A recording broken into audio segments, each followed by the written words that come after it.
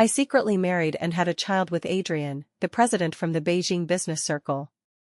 He was gentle and considerate in front of me, yet he never publicly acknowledged my existence. Until I heard the complaints from the baby in my womb. The scumbag dad is accompanying that white moonlight named Annabelle again, and he even said that I am the surprise he prepared for her. Level 1 scumbag behavior detected, activating the pregnancy pain 10 full transfer system.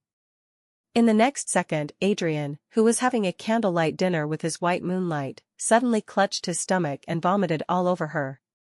He experienced morning sickness, cramps, and swelling, writhing in pain with a distorted face during important meetings. His white moonlight thought he had a terminal illness and cried, vowing to live and die with him. Meanwhile, I felt light as a swallow and had a great appetite. Adrian finally broke down, kneeling in front of me with red eyes. "Vivian, I was wrong. Please stop vomiting, I'm going crazy from the morning sickness." I touched my belly and smiled. "Oh? But I haven't vomited." When Adrian's call came, I was staring out the window in a daze. The voice on the other end was weak but carried an authoritative tone that brooked no resistance. "Vivian, hurry up and eat some sour plums, I'm uncomfortable." I didn't say anything and hung up directly. The phone screen dimmed, reflecting my expressionless face.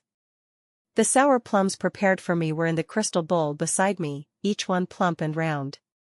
I stood up and dumped the entire bowl of sour plums into the trash bin. Then, I opened the food delivery app on my phone, my fingers sliding past the light pregnant women's meals without pausing, and directly typed into the search bar, 9-grid, insanely spicy, hot pot. Place order, pay. Yay. Go, Mom. The baby is starving. A burst of excitement came from my abdomen. I want the spiciest butter hot pot base. Let that scumbag dad also taste the heartburn feeling in late pregnancy. Add a portion of tripe and a portion of kidney, let him know what swelling and leg cramps are. Looking at the baby's order menu, I unhesitatingly added all the recommended dishes to the cart. The delivery arrived quickly. The rich, spicy butter aroma instantly filled the entire living room. I spread out all the dishes, the red oil bubbled in the pot, with chili peppers and Sichuan peppercorns floating and sinking. Just as I was about to pick up my chopsticks, Adrian's video call request popped up. I answered and propped the phone opposite me. On the screen, he was sitting in a high-end restaurant, with Annabelle across from him. She was wearing a white long dress today, with exquisite makeup, looking at Adrian with concern. "Adrian, why do you look so pale? Is your stomach uncomfortable again?" Adrian ignored her. When he saw the hot pot in front of me, his face on the screen instantly tensed. "Vivian, what are you eating?" I didn't answer. I picked up a slice of tripe that had been dipped up and down in the red oil and put it in my mouth. The extreme spiciness exploded in my oral cavity. "Refreshing. Mom, have another slice." Almost at the same time, Adrian on the video suddenly clutched his chest, his face turning deathly pale in an instant, with fine beads of sweat seeping from his forehead. He began coughing violently, a burning sensation spreading from his throat all the way to his stomach. "Adrian, what's wrong?" Annabelle stood up in panic, wanting to pat his back. But Adrian pushed her away abruptly, staring fixedly at me on the phone screen, his eyes filled with red bloodshot veins. His face began to swell at a visible rate. Annabelle's exclamation became shrill, "Adrian! Your face! Why is your face swelling?" I ignored her voice and picked up another slice of scalding hot kidney, rolled it in the sesame oil and garlic paste, and blew on it leisurely. "Yes, yes. That's it. Let him experience the joy of swelling into a pig's head in late pregnancy." The moment I put the kidney slice into my mouth, Adrian's legs kicked out fiercely. He let out a suppressed cry of pain, his whole body sliding off the expensive dining chair, falling heavily to the ground, clutching his calf and twitching incessantly.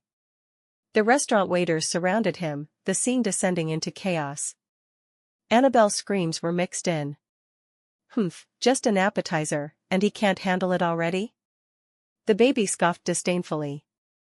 I ate even more heartily. The phone vibrated. It was a message from Adrian's special assistant, Daniel. The wording was stern and condescending. "Madam, Adrian orders you to immediately stop this unhealthy diet. His body is in trouble, and you are fully responsible." I closed the message page, too lazy to look at it again. In response, I ordered myself a cup of iced cola filled with ice cubes. When the delivery arrived, the video on the other end hadn't been hung up, the phone had fallen to the ground, the view tilted, showing Adrian being helped to the sofa, with Annabelle crying pitifully. In front of the camera, I tore open the straw packaging and inserted it into the cola cup full of ice cubes. Gulp, gulp. I took a big sip. The icy liquid slid down my throat, taking away the hot pot spiciness, leaving only refreshment. On the other end, Adrian's cries of pain turned into agonized groans. Annabelle's cries turned into hysterical screams. "Doctor! Call a doctor quickly. What's wrong with Adrian?" I pulled out a few tissues, wiped my mouth, and leisurely sipped the cola, appreciating this farce. It wasn't until the sound of a heavy object falling and Annabelle's completely out-of-control cries came from the phone that the video call ended. The world became quiet. I leaned back on the sofa, touching my belly, and softly asked, "Baby, are you full?" Burp. "Almost. Mom, tomorrow I want to eat durian snail rice noodles, the extra stinky and spicy kind." The aromatherapy scent in the top-tier club smelled wonderful. The technician's skills were professional, with just the right pressure. I lay on the soft massage bed, enjoying a rare relaxation during pregnancy. The baby in my womb seemed to enjoy it too, comfortably rolling over. Mom feels so good, the scumbag dad should feel uncomfortable now. Adrian, my nominal husband, was standing at the head of the conference table. He was wearing a custom-tailored suit, full of vigor, preparing to deliver the final summary speech for this successful meeting. He was a favored son of heaven, the business emperor praised by everyone in the Beijing circle. Now, he should experience the most unspeakable pain of a pregnant woman. I felt the technician pressing on my lower back, slowly kneading away the soreness, feeling utterly comfortable. But Adrian would endure this refreshing soreness amplified tenfold. I could almost see the blood draining from his usually composed handsome face. He would force himself to hold on, maintaining his last dignity as the president of Lee Corporation. But that excruciating pain, as if bones were being torn apart, would spread from his lower body to all his limbs, making him unable to stand steady. The old folks on the board would see their wise and mighty leader with trembling legs and cold sweat pouring down. A perfect meeting would end in an extremely absurd manner. The phone vibrated beside me. It was a message from my best friend. A screenshot of Annabelle's Facebook. In the photo, there was an exquisite insulated soup container, captioned, "A loving lunch prepared for Adrian, hoping to bring him some warmth." The location was Lee Corporation building. Here she comes again. She was always like this. During the days when Adrian hid me away, she frequently entered his company and life with the posture of a virtuous wife. Everyone thought that she, Annabelle, was the future mistress of Lee Corporation. And I was just an unsightly surrogate tool. Annabelle carried the soup, gracefully walking into Adrian's office, only to find it empty. Then she would hear the news and anxiously rush to the conference room. She would see Adrian being supported out by the secretary, his face deathly pale, walking with a strangely twisted posture. She would step forward, hold his arm, her eyes filled with tears, her voice trembling. "Adrian, what's wrong with you? Let's go see a doctor, okay? Don't scare me." Her performance was always so perfectly timed, full of deep affection. Adrian would push her away, not out of impatience, but because the intense pain left him unable to think. He would lock himself in the lounge, enduring it all alone. Because he couldn't let outsiders, especially Annabelle, see his vulnerability and embarrassment. Thinking of this, I sat up from the massage bed. It was time to add some fuel.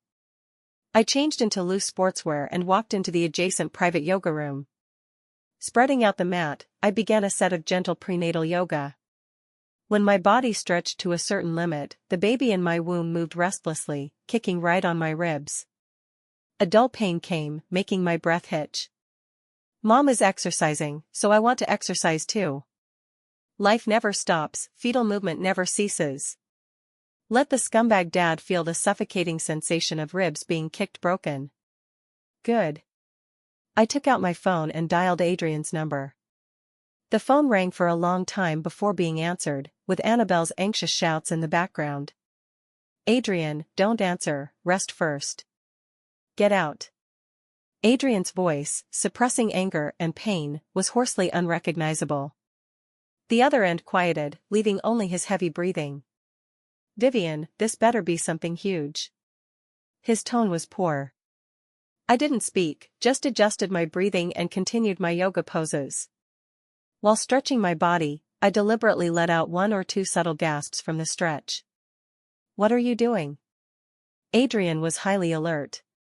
Exercising, my voice sounded relaxed and comfortable. The doctor said more exercise is good for the baby. The other end fell silent. I could feel he was enduring the same rib-striking pain I had just felt, but 10 times worse. Vivian. He squeezed out my name through gritted teeth.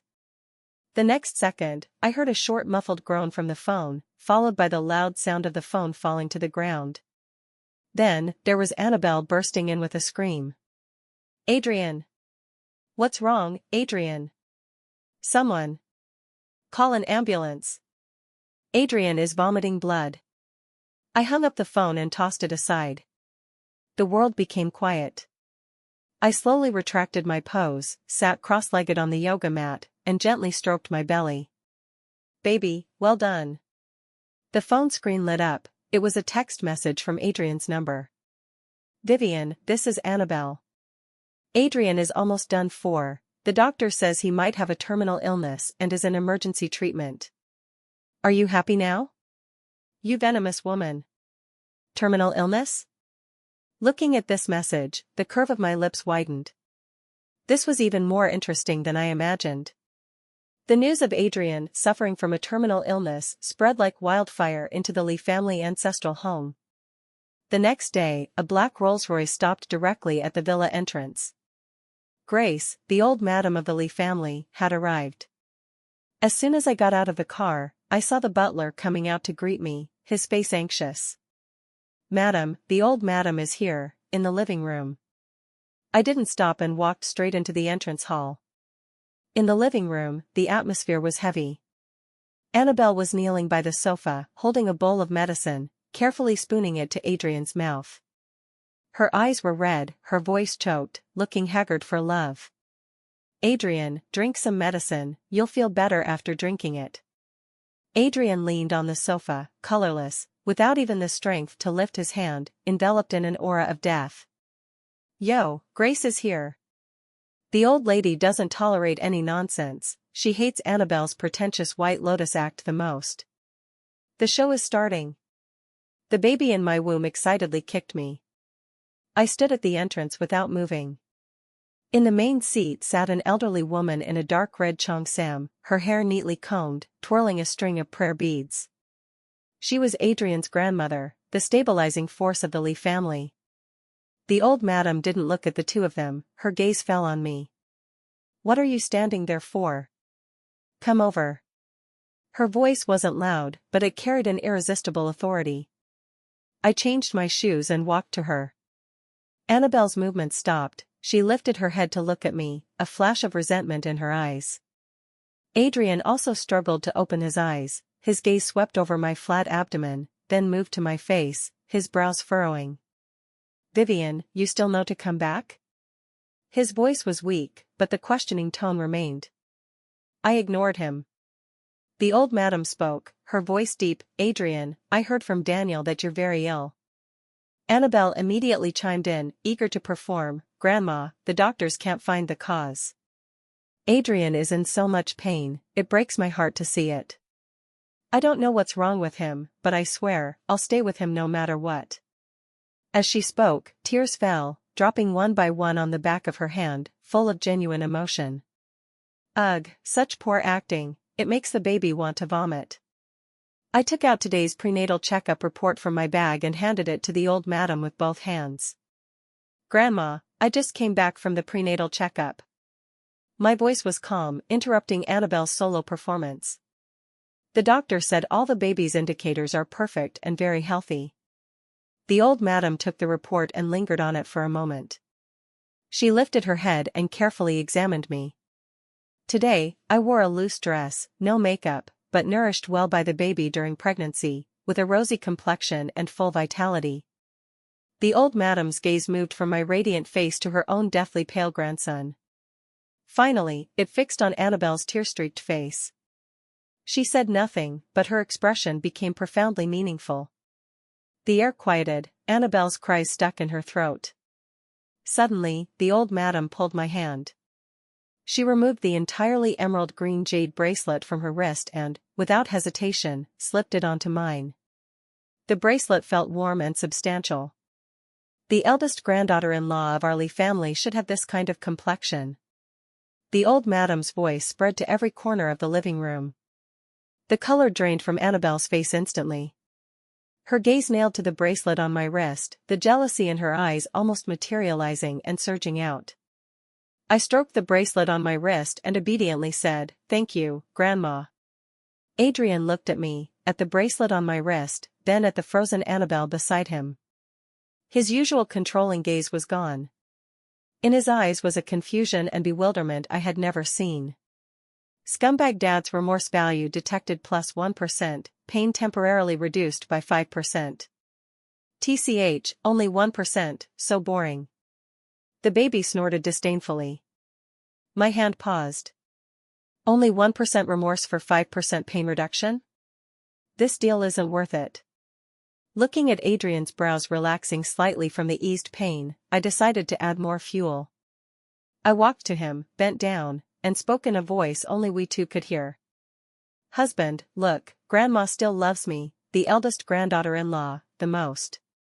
Rest assured and recover, I'll take care of the company matters for you."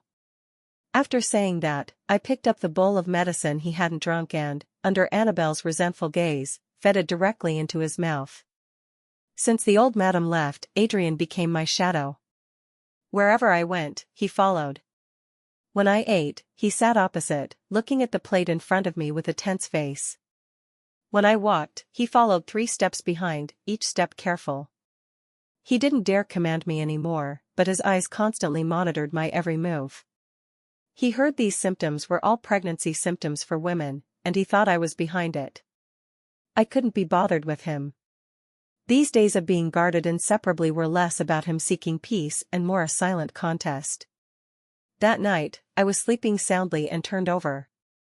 The baby in my womb seemed to find a more comfortable position too, stretching lazily in satisfaction. So cramped, stretching my legs. I didn't feel much, just that my belly moved a bit. From the next room came a muffled thud of a heavy object falling, followed by a suppressed cry of pain. The door was pushed open forcefully from outside, and Adrian rushed in. He was only wearing a silk robe, collar open, forehead hair wet with cold sweat, a few strands sticking to his pale face. He held the door frame, one hand pressing his lower abdomen, his body trembling slightly from pain. "Vivian." He gritted his teeth, enunciating each word, "I order you to change your sleeping position." I sat up in bed and turned on the bedside lamp. Under the dim yellow light, his usually dignified face was twisted, revealing embarrassment. I looked at him, without moving or speaking. Irritated by my gaze, he strode over, looking down at me condescendingly. "Can't you understand human language?" I still looked at him silently. "Adrian," I finally spoke, my voice calm without a ripple, "who do you think you are?" My calmness stung him. The anger in his eyes burned brighter, his face twisted from pain and rage, leaning closer to me. "Don't forget," he roared recklessly, "you and this child are both gifts I prepared for Annabelle. She can't give birth, so you're just a substitute." The air in the room froze instantly. Damn. He still dares to shout. He still dares to say I'm a gift? Watch this baby's invincible fragrant headbutt. A violent churning came from my abdomen. Almost simultaneously, Adrian's words stopped abruptly. An unimaginable intense pain swept over him. He let out a piercing scream, his whole body falling backward, curling up on the cold floor, convulsing violently, making gurgling sounds in his throat. He lay by my bed, like a shrimp with its spine broken. I calmly watched him, seeing his utmost agony. Then, I slowly got out of bed, barefoot on the carpet, and walked to his side. I picked up his phone that had fallen to the ground. In front of his bloodshot eyes, I found Annabelle's number, dialed it, and pressed speaker. The call was quickly answered. Annabelle's sleepy yet coquettish voice came through. "Adrian? So late, do you miss me?" I squatted down, bringing the phone to Adrian's mouth. He was in too much pain to speak, only emitting beast-like howls. "Miss Annabelle," my voice wasn't loud, but clearly transmitted into the phone, "your Adrian seems broken." The voice on the other end instantly changed tone, all sleepiness gone. "Vivian? Why is it you? Where's Adrian? What did you do to him?" I looked at the man convulsing on the ground and chuckled lightly. "He's fine, just disobedient and needs fixing. Want to come see?" On the phone, Annabelle's screams mixed with the noisy sounds of things being knocked over, piercing and chaotic. I hung up and tossed the phone back onto Adrian. The world was finally quiet. Annabelle rushed in quickly. When she saw Adrian curled up and twitching on the ground, her steps halted abruptly, fear emerging on her pretty face. She didn't rush to help him immediately. She stepped back twice, as if looking at a monster. Then, her gaze bypassed Adrian, nailing onto me, her sharp voice breaking the room's silence. "Vivian! It's you! What did you, this vicious woman, do to him?" TSK, the so-called life and death companionship was just greed for his money. "Scumbag Dad, do you see clearly? Your white moonlight fears your death, but fears your madness more." The baby in my womb let out a light hum. In the gaps of intense pain, Adrian used all his strength to lift his head, looking at his beloved white moonlight. In those bloodshot eyes from pain, a trace of hope remained. But upon meeting Annabelle's eyes full of fear and accusation, that light shattered. The hope in his eyes turned to ashes. Annabelle felt guilty under his gaze. To prove her love, she suddenly seemed to think of something, turned and rushed into the kitchen. When she came out, she held a bowl of blackish soup, her face twisted with excitement. "Adrian, don't be afraid, I have a way." She rushed straight to me, pushing the bowl of medicine to my mouth. "Drink this fetal stabilizing medicine quickly. Once you're better, Adrian will be better." A pungent medicinal smell assaulted my nose, churning my stomach.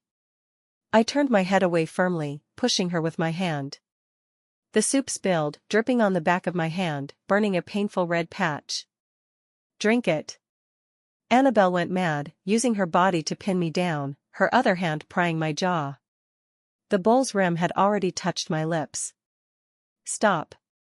A stern shout came from the door. The door was pushed open by bodyguards from outside, and Grace, leaning on her dragon-headed cane, walked in surrounded by a group. She glanced at Adrian on the ground, then at the crazed Annabelle, finally resting her gaze on me. Her private doctor stepped forward quickly and snatched the bowl from Annabelle's hand. Annabelle stumbled from the force, spilling most of the soup. The doctor handed the bowl directly to the old madam, who, without looking, flung the entire bowl's contents to the ground. Sizzling sounds accompanied a burnt stench, corroding an ugly mark on the floor. The private doctor squatted down, just sniffed, and his face changed. He stood up and respectfully reported to the old madam, "Old madam, this isn't fetal stabilizing medicine. This is potent croton-tiglium powder, extremely aggressive. If a pregnant woman drinks it, she'll have massive bleeding and miscarriage within half a quarter hour." The air in the living room froze. Annabelle's face turned ashen instantly, she waved her hands in panic. "No. I didn't know. It was the servant mixed up the medicine." The old madam didn't speak, just raised her hand. A crisp slap echoed through the living room. Annabelle's face was slapped to the side, a clear 5-finger print emerging rapidly. "You dare touch my granddaughter-in-law and great-grandson?" The old madam's voice was light, but carried a bone-chilling coldness. Adrian witnessed all this. Lying on the ground, the intense pain in his body seemed numb, far less than the surging chill in his heart. He looked at the stunned Annabelle slapped, at the old madam with a face like still water, and finally at me. The substitute in his eyes, the gift he prepared to give away, was now protected by the Lee family's authority figure. And his cherished love wanted to kill his child. How ridiculous. The old madam no longer glanced at Annabelle, she turned to the bodyguards behind her. Throw her out for me. From now on, she's not allowed to step foot in any Lee family property. After speaking, she turned around, extending her hand to me, her usually stern face softening a bit. Vivian, were you scared? Help me back to the room, I have something to say to you. To salvage her reputation, Annabelle forcibly dragged the recovered Adrian to attend a grand charity gala. She wanted to reassert her ownership in front of all media. I didn't go. On the villa's giant screen TV, the gala red carpet was being live-streamed. In front of me was a super-large seafood sashimi platter, salmon, tuna, Arctic shellfish, each slice cut thick. Beside it was a large jug of fresh squeezed watermelon juice, ice cubes condensing water droplets on the glass wall. I picked up a piece of fatty salmon belly, dipped it in soy sauce and freshly grated wasabi. Mom, eat more. Tonight, give scumbag dad a social death deluxe package, late pregnancy frequent urination plus gastroenteritis, double strike. The baby in my womb excitedly kicked its legs. On TV, flashlights flickered. Adrian in a high-end suit, tall and straight, but his face lacked color. Annabelle held his arm, wearing a million-level white fishtail gown, smiling impeccably at the cameras. She looked determined to succeed. Just as the host began introducing them, Adrian's expression changed. A strong, irresistible urge surged from his lower abdomen. His body stiffened instantly, legs subconsciously clamping. This subtle action was captured clearly by high-definition cameras. Adrian? Annabelle felt his stiffness, her smile almost faltered, urging in a low voice. Adrian ignored her, sweat beading on his forehead. He abandoned Annabelle and rushed, almost fleeing to the venue's restroom. On the red carpet, Annabelle was left alone, her face alternating between pale and green under countless lenses and probing gazes. I took a sip of iced watermelon juice, sweetness melting on my tongue. The first wave was just an appetizer. After a few minutes, Adrian came out of the restroom, looking worse than before. He stood back beside Annabelle. Before she could question him, another more surging, uncontrollable feeling churned from his stomach. He tried to hold on. But physiological instinct crushed his proud willpower. After a loud and prolonged sound, an indescribable stench instantly spread outward from him as the center. Time froze for a second. Annabelle looked down, seeing on her pure white, million-value custom gown, a sticky, unsightly yellow stain. Her facial expression shattered completely. The venue fell dead silent. Then, reporters' flashlights exploded madly. Ah! Annabelle's scream pierced the gala night sky. That night, Adrian incontinence and Annabelle splashed with unknown liquid exploded across the internet. I turned off the TV, ate the last piece of tuna sashimi. The sound of keys turning came from the entrance. Adrian was back. He took off that expensive suit jacket and casually threw it on the ground. He looked utterly dejected, still carrying a lingering strange odor mixed with cologne and excrement. He saw me sitting on the sofa. He also saw the divorce agreement in front of me, already signed with my name. His pupils shifted, lips moved, wanting to say something. I pushed the document toward him. Sign it. My voice was calm. The pain will end. Adrian looked at the divorce agreement, at my already signed name on it. His hand shook, even the thin paper trembling with it. He didn't take it, just looked at me with bloodshot eyes. For the first time, those eyes showed pleading and a near-fear emotion. He didn't dare sign. I withdrew my hand, no longer looking at him. I directly picked up the already packed suitcase at the entrance. If you don't sign, that's fine. My voice was light, drifting in the spacious living room. But I'm leaving. As long as I don't see you and feel better, your illness will naturally improve. This sentence was the last straw that broke him. He rushed over like mad, arms open, trying to block me. Just as his fingertips were about to touch my sleeve, two black figures flashed in from the door, standing like two walls, unmovingly blocking him. They were the old madam's people. In one bodyguard's walkie-talkie, static buzzed, followed by the old madam's stern and cold voice. Let her go. Adrian, when you figure out where you went wrong, then go find her. Each word from the walkie-talkie smashed into Adrian's face. He froze in place, all strength drained from him. I pulled the suitcase, walked past him without looking back. Behind me came a muffled thud of a heavy object falling. He probably fainted from pain again. I moved into a top-floor apartment the old madam had arranged for me long ago. Security was tight, the view open, and most importantly, no Adrian. As expected, he went crazy after waking up. Mom, scumbag dad mobilized so many people to find us, but the old madam scolded them all back with one phone call. Now he can only drive himself, buzzing around the city like a headless fly, ha ha ha, it kills me. The baby in my womb gave me live updates every day. Listening, I watered my plants in a good mood. The old madam cut off all of Adrian's connections and financial support, making him taste isolation for the first time.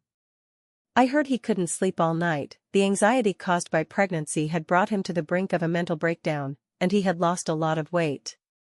He could only use the most stupid method, driving from hospital to hospital, and from confinement center to look for a place. The once lofty president of Lee Corporation now wandered like a lost soul in every possible place I might appear in the city. My disappearance made him completely panic. A week later, I had a prenatal appointment. Coming out of the clinic, a man in a white coat approached, gentle and refined. It was Kevin, the dean of this private hospital and my father's prized student. He took the report from my hand and gently said, "Everything is fine, no need to worry." "Yo, isn't this Uncle Kevin?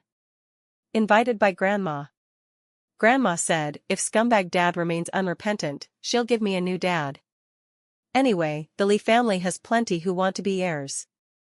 Listening to the baby's complaints, I felt reassured.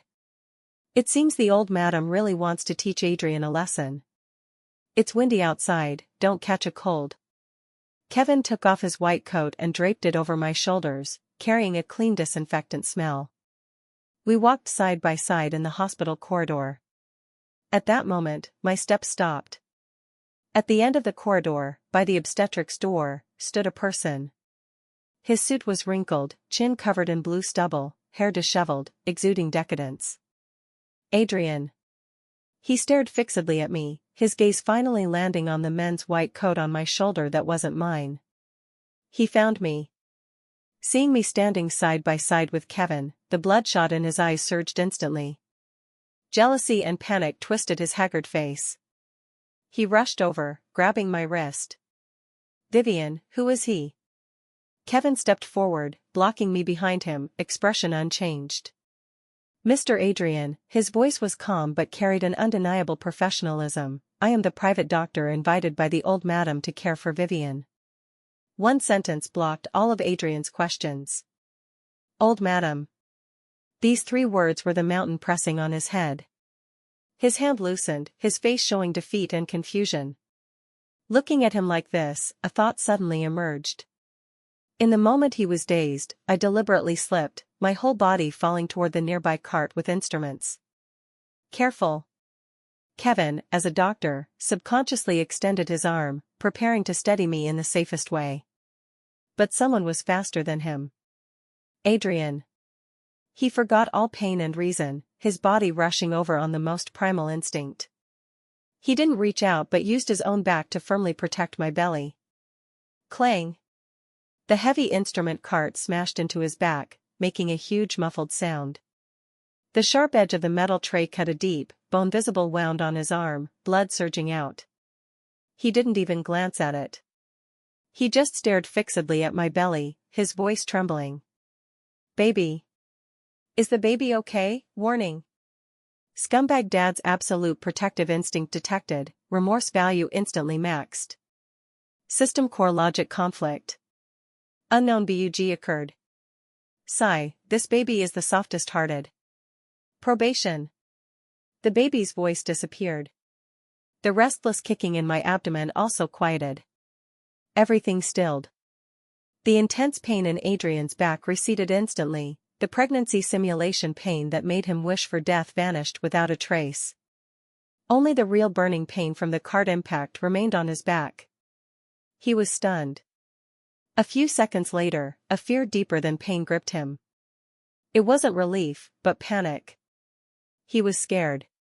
He feared that this only pathological connection between him, me, and the child would break just like that.